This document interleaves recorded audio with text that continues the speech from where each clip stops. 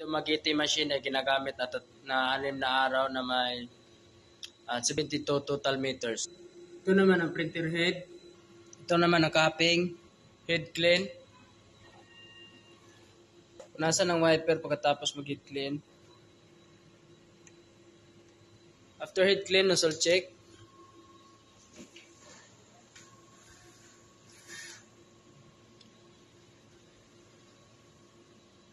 Ink tank, tama lang.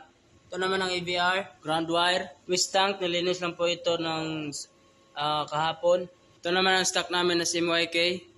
Ito naman ang media. Ito naman ang consumable monitoring namin. Cyan, magenta, yellow, black. Ito naman sublimation paper. Ito naman ang daily output record namin.